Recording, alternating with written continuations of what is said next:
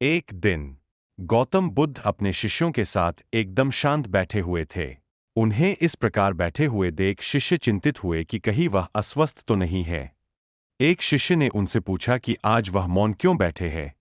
क्या शिष्यों से कोई गलती हो गई है?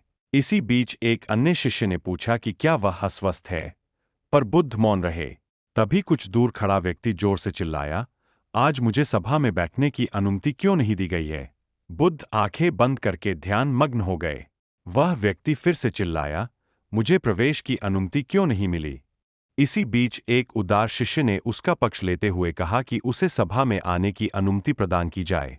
बुद्ध ने आंखें खोली और बोले, नहीं, वह अछूत है, उसे आज्ञा नहीं दी जा सकती।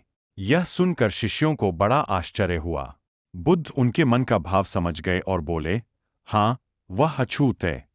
इस पर कई शिष्य बोले, हमारे आश्रम में जात पात का कोई भेद ही नहीं, फिर वह अछूत कैसे हो गया? तब बुद्ध ने समझाया, आज वह क्रोधित होकर आया है। क्रोध से जीवन की एकाग्रता भंग होती है। क्रोधी व्यक्ति प्रायः मानसिक हिंसा कर बैठता है, इसलिए जब तक वह क्रोध में रहता है तब तक अछूत होता है। इसलिए उसे कुछ समय एकांत में खड़े रहना चाहिए। क्रोधित शिष्य भी बुद्ध की बातें सुन रहा था। पश्चाताप की अग्नि में तपकर वह समझ चुका था कि अहिंसा ही मनुष्य का महान कर्तव्य व परम धर्म है।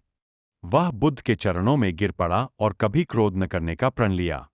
आशय यह है कि क्रोध के कारण व्यक्ति अनर्थ कर बैठता है और पश्चाताप उसे बाद में होता है, जिसका कोई लाभ नहीं मिलता। इसलिए हमें क्रोध नहीं करना चाहिए। असल मायने में क्रोधित व्यक्ति अछूत हो जाता है और उसे अकेला छोड़ देना चाहिए। क्रोध करने से तन, मन और धन तीनों की हानि होती है।